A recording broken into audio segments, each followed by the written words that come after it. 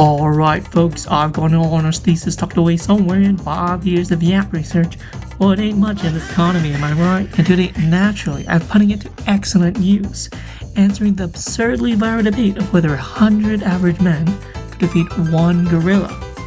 100人男性かゴリラ喧嘩して誰が勝ってると思いますか？ゴリラあ、100人男性か。あ、100人男性って何？あ、待って、ゴリラ最終決 Science and sarcasm, what could go wrong? Let's break this down scientifically and irrationally using 3 battle-tested categories: psychology, physicality, and ingenuity. So brace yourselves, get your Mountain Dew, you internet keyboard-loving warrior, because this is exactly why the internet was invented for, right? First, psychological warfare. Now, let's first consider the psychology of the two. Imagine 100 average dudes, let's say American, varying ethnicities, like your neighbors, co-workers, your ex, and that random cute guy with a nice bubble butt from Starbucks. All at once, seeing a 400-pound gorilla. Scary, sure, but seeing a 400-pound large man is unheard of these days, especially hairy. So let's flip the scenario. Imagine being that gorilla. You're chilling, eating bananas, looking at your banana stalk, and seeing a mob of 100 shouting, maybe quiet, probably over-caffeinated guys charging at you. Sure, some may be out of shape from work, but it's still 100 dudes. We already have people complaining about even 3 or 5 guys getting together. So what's your take? It should be illegal for more than 4 men to gather at any given time. Not hanging out, it's the seeds of an insurrection. Because you think that men are dangerous or dumb? Both, absolutely. Tell me I'm wrong. Men love men. They love to- So that's just not scary. That's an existential crisis territory level danger. Or Sir Big Monk. Now, gorillas, despite stereotypes, aren't mindless machines. They're curious, intelligent, and know how to pick their fights. Primatologists have shown that gorillas prefer bluffing, roaring, chest beating, to outright confrontation, just like when the nerd bluffs on other guys when hitting on his girl. Now, let's consider being outnumbered. Their first instinct is defense. So yeah, Mr. Gorilla is probably rethinking his life choices. On the flip side, humans, empowered by numbers and testosterone, which spikes when men are in aggressive group situations, will likely feel emboldened. Ever see frat boys celebrating a beer pong victory? You can hear them from blocks away. Terrifying stuff. Can't get my beauty sleep in. Now, imagine 100 guys just jokingly start pounding their chest and roaring like monkeys. Although testosterone doesn't enable violence, it enables behavior, so they've got a group buff here. So personally speaking, I think psychologically, the men have an advantage here. Now, of course, number 2, physical showdown. We know how this is going to play out. Now let's get into the anatomy. The average American man today is 5'9", 198 pounds, 40 to 44% muscle index, and statistically peaks in physical performance between ages 28 to 33. So these are peak form men, at least statistically. So if they lose, we're losing humanity's prime demographic. So better ask that cute guy's phone number before he gets sent to the battlefield. Of course, this is purely hypothetical, of course, because ethics. Now, in raw numbers, the average male can deliver a punch of around 150 to 250 pounds of force, a kick of around 500 pounds of force, and a grapple or elbow with 400 pounds of force. Now, that does sound impressive.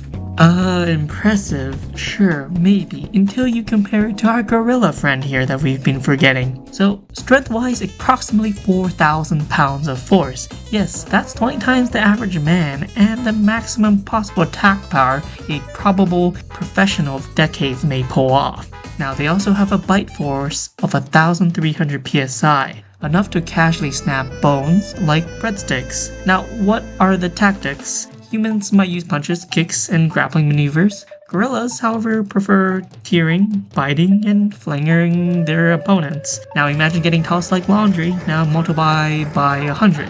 That's just like the martial arts movies or those action films. But of course there's a catch. Each aggressive move leaves the gorilla momentarily vulnerable. One gorilla can't fight 360 degrees simultaneously like Chuck Norris, no matter how terrifying strong they may be. So that leads us to our third topic, formations and human intelligence. Here's humanity's ace in the hole. Sure, the gorilla is terrifying, but they have intelligence and coordination, we think.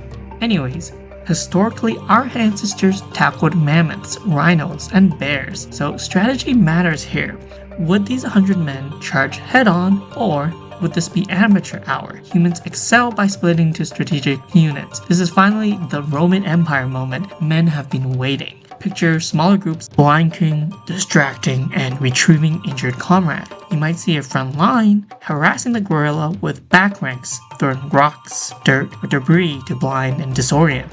Because we all know pocket sand, unbelievably powerful.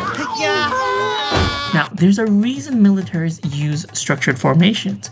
Organized chaos beats raw power.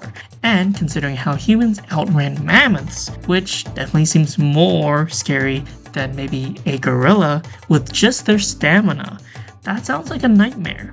Now let's get personal here. An 8-hour shift is already bad, and how would the gorilla, who needs a midday nap by the way, like your Gen Z associates, survive that? You know, gorillas also sleep 13 hours on average, but the explosive power of a gorilla is definitely a tactic that would scare humans and disrupt formations. It would run into groups of men causing chaos and mayhem. If Spartan men or Lubu could stand their ground against hundreds or even 10,000 soldiers, an actual superhuman strength ape, a gorilla, may pose a greater problem. Yet humans are quick to adapt. One falls, the next changes the formation, so unless we're dealing with a Einstein-level gorilla here, we might not see the gorilla at the end of the day. Let's set some things straight here. So, number 4, terrain and environment.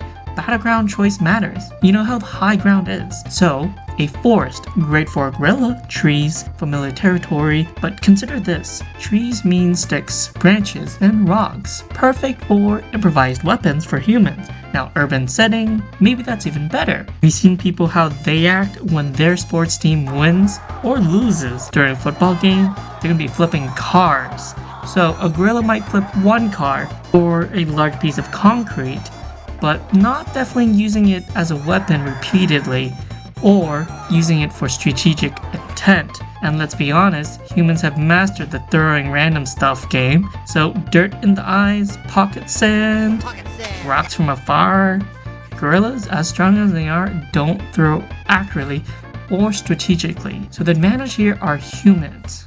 But we're not here to see humans win with pocket sand. We want to see 100 men raw dogging it on the ground whole way through. Not what we're thinking. I mean on like hard ground that we can't throw around. Or they can have their clothes, but that also means a weapon as well. For Greek wrestling style, they're going to be naked with their underpants. So that means it's going to be hard for the gorilla who doesn't have a wall to use. We're going to assume a gorilla can figure out, even in a bar fight, you gotta stick to the wall. Okay, so number 5 here, the fatigue, a silent killer. Gorillas are explosive powerhouses, unmatched in short bursts, 4,000 pounds of force, but quickly exhaust. Ever try playing basketball against a toddler? That's an easy win, but now try 100 hyperactive toddlers. It's suddenly exhausting. Same logic here. One gorilla versus relentless waves of men. But don't forget to appreciate teachers for what they deal with. Might as well say 100 kids versus one teacher, and we would all know that the teacher would likely win. Now, humans meanwhile evolved endurance hunting. Early humans chased prey until exhaustion. That's one theory. Endurance is definitely one of humanity's superpower, or evolutionary cheat code. Maybe not so in bed though. Still, a gorilla facing continuous staggered attacks will rapidly tire, becoming vulnerable. Humans have been around chasing things for quite a while, and so they're not novices in facing larger threats, maybe except for taxes, so it's literally quite in our DNA. Now, if you were telling me it's 100 medieval peasants fighting gorilla, I might say something different. But we're talking about 100 average men today who are likely well educated. But even if there are 100 nerds or 100 frat boys, there would be some basic coordination, like yelling directions or signaling movements to dramatically boost their effectiveness. Of course, after such a battle, the psychological scars might be deep. Imagine explaining to your therapist that on the weekend, yeah doc, I was part of a 100-man mob against a gorilla, and it didn't end well. Jokes aside, human compassion and ethical considerations would likely pause such madness in reality. but in theory, knowing how humans process stress and trauma, mostly by making memes, provides yet another fascinating, if slightly disturbing, insight into the complexity of human nature. Okay, I'm joking, this isn't a literature essay, but let's briefly look at some pop culture. So movies like King Kong and Planet of the Apes dramatize ape dominance, so no wonder instinctively we pick a gorilla to win. But cinema isn't biology. Actual animal behaviors agree. Wild animals generally avoid fights against multiple adversaries because survival means choosing battles wisely, something Hollywood and maybe people on the internet conveniently ignore. This D1 Yapper has talked a lot, and some of you may believe me, some of you may not. But what we all believe, maybe ChatGPT has something to say. So I've asked it what it thinks on this topic. Of course, at first, it agrees with what I think. 100 average humans could ultimately defeat one gorilla due to psychological advantage, stamina, and strategic intelligence. Chat likes to agree with the writer. I had to move it around a bit and get it to be honest with me.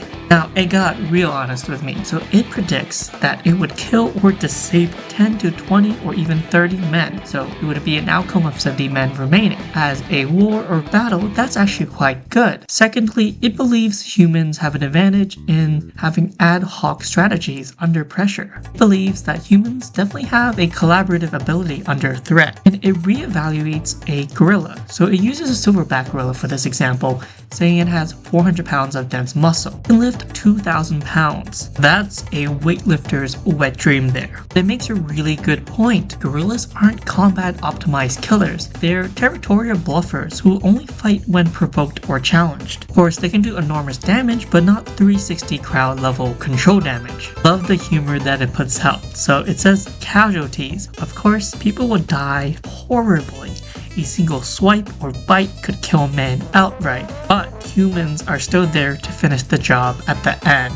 It even writes, one gorilla could destroy a group, but 100 humans would end the gorilla. That's a really hard burn for a gorilla here. But let's assume none of this would happen, and I would hope for that, and you should as well. And instead, in an idealized scenario, let's hope the 100 bros became really good friends with a gorilla, sipping on pina coladas, optimally non-alcoholic, and eating bananas. Yeah, and I think it's important to mention that gorillas mostly eat fruits and bamboo shoots and leaves, not like us, finance bro. You're running on a bunch of Powerballs bros, or nerds might be running on PB&Js or sushi and a million energy drinks. The gorilla definitely wins in a nutritional battle.